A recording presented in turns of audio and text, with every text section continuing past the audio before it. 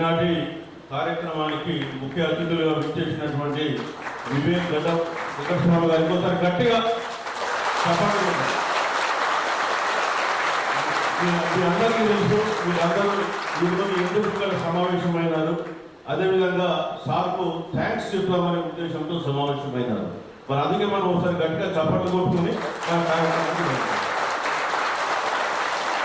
Thank you sir, many many thanks. వాస్తవానికి అంటే నేను ఉపన్యాసంలో చెప్తాను కానీ మొదలు అందరినీ డయాస్ మీద వాళ్ళని అడ్రస్ చేసిన తర్వాత మరి ఈనాటి కార్యక్రమం ముఖ్య అతిథి కార్మిక పక్షపాతి, పేదల పక్షపాతి. వీరే కాదు, వీరి తండ్రి గారు కూడా ఇదే శాఖ నిర్వహించారు గతంలో. అదేవిధంగా పక్షపాతిగా పేర్కొంటారు వారికి. అదేవిధంగా ఈ వేదికపై ఆశీర్వైనటువంటి మాజీ ఎంపీ మధు యాష్కి గౌడ్ గారు, వారు కూడా అంతే. వారు ఎక్కడ పనిచేసినా సరే పేదలైన దళిత బలహీన వర్గాలైనా అభిమానంతో పనిచేస్తారు వారికి. అదేవిధంగా రోడ్ ట్రాన్స్పోర్ట్ కార్పొరేషన్ చైర్మన్ గారు ఉన్నారు మల్రెడ్డి రామరెడ్డి గారు. అదేవిధంగా దర్పల్లి రాజశేఖర్ రెడ్డి గారు ఉన్నారు, ఎక్స్ ఫ్లోర్ లీడర్ జిహెచ్ఎంసీ. మరి కార్యక్రమంలో పాల్గొంటున్నటువంటి నా మిత్రులు చామకూర రాజు ఉన్నారు, కేవి గౌడ్ ఉన్నారు. అదేవిధంగా ఈ కార్యక్రమానికి అధ్యక్షత వహిస్తున్నటువంటి president of gas workers union Srinivas Goud ఉన్నారు. అదేవిధంగా పాత్రికేయులందరికీ కూడా మీరు పాల్గొంటున్నటువంటి ఈ డెలివరీ బాయ్స్ మెంబర్స్ అందరికీ కూడా నా యొక్క నమస్కారాలు. నిజంగా చెప్పాలంటే ఇవాళ ఇది ఒక సుదినం అని చెప్పాలి. మీరు యూనియన్ పెట్టి 12 సంవత్సరాలు అయింది. 12 సంవత్సరాల నుంచి మీ సమస్యల గురించి మీరు ఎన్నోసార్లు ఎందరికో విన్నవించుకున్నప్పటికీ కూడా ఏ ఒక్కరు కూడా ఆలోచించి మన సమస్యను పరిష్కరించిన పాపన పోతే మరి మన వెంకటస్వామి గారి వారు ఎప్పుడైతే వివేక్ గారు మనకు మినిస్టర్గా అయినారో అప్పుడు మినిస్టర్ కాగానే నేను శ్రీనివాస్ గారు తర్వాత చామకూరరాజు గారిని సార్ను ఒకసారి కలుపని చెప్పి నేను చెప్పాను. నేను కూడా సార్ను పర్సనల్గా కలిసి ఎక్స్ప్లెయిన్ చేసిన ప్రాబ్లమ్స్ సార్కు చెప్పడంతో అదేవిధంగా మనం సెక్రటరీకి వెళ్ళి ఒక మెమోరాండం కూడా ప్రజెంట్ చేసినాం. చెప్పడంతో మొట్టమొదటిసారిగా మన సమస్యలను స్పందించి మీకు కూడా కనీస వేతనాన్ని అప్లై చేస్తూ జిఓఎస్ 6 ఇవ్వడం జరిగింది. జిఓఎస్ నెంబర్ 6 ఇంతవరకు మీకు ఆ కనీస వేతన చట్టం కూడా అమలు కాలేదు. మరి అదేవిధంగా తెలంగాణ రాష్ట్రం వచ్చినాక కూడా కనీస వేతన చట్టం అమల్లోకి రాలేదు, చేయలేదు. మరి మన మినిస్టర్ గారు వచ్చిన తర్వాతనే ఆ కనీస వేతన చట్టం అమల్లోకి రావడం జరిగింది. అంటే గత 14 సంవత్సరం మనకు కంబైన్ స్టేట్లో ఉన్నప్పుడు మాత్రమే 2012లో ఈ కనీస వేతన చట్టం చేయడం జరిగింది. ఆ తర్వాత 14 ఏళ్ళు ఎవ్వరూ లేదు. మరి చట్టాలు ఎందుకుంటాయంటే ఉన్న వాళ్ళకి చుట్టాలు ఉన్నట్టు అయిపోయింది. చట్టాలు కేవలం పేపర్ మీదనే ఉంటాయి.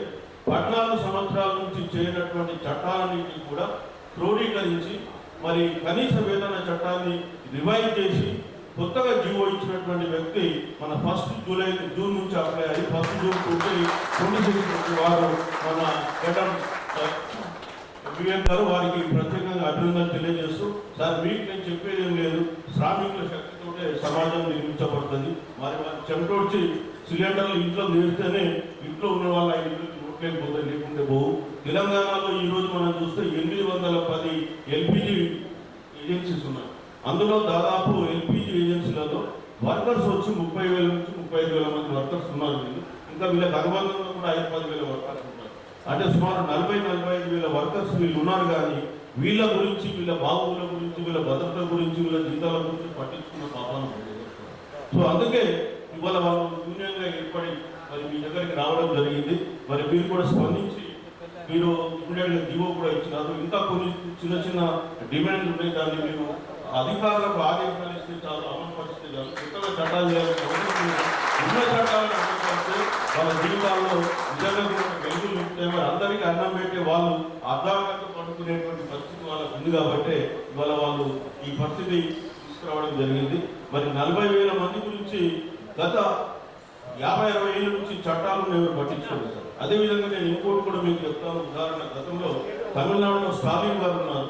వీళ్ళకి యాక్చువల్గా ఒక ఎల్పిజి గ్యాస్ డెలివరీ చేసినందుకు సిలిండర్ 32 రూపాయలు ఇవ్వాలి.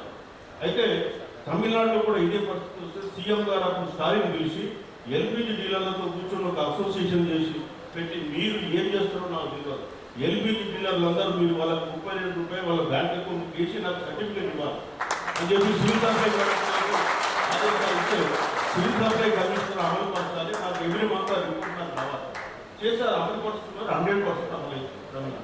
సో అట్లా ఈ రాష్ట్రంలో మరి మీరు అధికారులతో మీటింగ్ పెట్టుకుని మీరు వీళ్ళ వెల్ఫేర్ గురించి 40,000 మంది వర్కర్స్ ఉన్నారు. మరి మనం చట్టాలు చేస్తున్నాం, ఆ చట్టాలు పేపర్ల మీదనే ఉండాలా, మరి నిజంగా కూడా అమలు కావాలని అంటే మరి అధికారులకు ఖచ్చితంగా ఆదేశాలు ఇవ్వాల్సి ఉంటుంది. మిమ్మల్ని మీరు ఎట్లయితే స్పందించారో కార్మిక పక్షపాతగా స్పందించి వాళ్ళు మీరు ఆర్డర్స్ ఇచ్చారు. మీరు వచ్చిన తర్వాత స్కిల్ డెవలప్మెంట్ గురించి కూడా చాలా ఇనిషియేటివ్ తీసుకుంటున్నారు సార్. 4,000 మందికి ట్రైనింగ్ ఇప్పించి అక్కడ వాళ్ళ పెద్దపల్లి నియోజకవర్గంలో వాళ్ళకి ఎంప్లాయ్మెంట్ ఇప్పించాడు. ఆ విషయంలో సార్ పెద్దగా గట్టిగా చెప్పడంతో మరి రాబోయే కాలంలో ఇంకా లేబర్ వెల్ఫేర్గా మనం అనేకమైనటువంటి చర్యలు తీసుకోవాల్సింది. అందులో ముఖ్యంగా డెలివరీ బాయ్ సంబంధించి మరి సార్ అనుకుంటే వాళ్ళ అధికారులతో చెప్పడం పెద్ద ఇష్యూ కాదు. అదేవిధంగా అధికారులతో పనిచేయించుకుంటే మీ అందరికీ కూడా మంచి జరుగుతుంది. మరి అదేవిధంగా శ్రీనివాస్ గౌడ్ కూడా చాలా రోజుల నుంచి కష్టపడుతున్నాడు. నా దృష్టికి తీసుకురాగానే నేను కూడా తక్షణమే తీసుకెళ్లి సార్ దగ్గర మాట్లాడి చేయడం జరిగింది. ఎందుకంటే ఇట్లాంటి అనార్గనైజ్డ్ లేబర్ ఇక్కడే కాదు, చాలా దగ్గర. నేను గతంలో Satavahana university incharge vice chancellor చేసినప్పుడు అక్కడ 4,000కు 5,000కు పని చేయించుకుంటున్నాను లేబర్ సెక్యూరిటీ గార్డ్స్ కదా. 4,000 5,000 ఇంద్ర బాబు వాడు ఎట్లా బతకాలి? అది నిజంగా కూడా పనిచేసేది వాడికి 4,000 ఇచ్చడం ఏంటని డిస్ట్రిక్ట్ కలెక్టర్ గజెట్ తీసుకుని ఆ గజెట్ ప్రకారం ఒక్కొక్కరికి 14,000 రావాలి. దాదాపు 190 మందికి అందరికీ కూడా నేను మినిమం వేజెస్ అమలు చేయించాను, వదిలిపెట్టేది.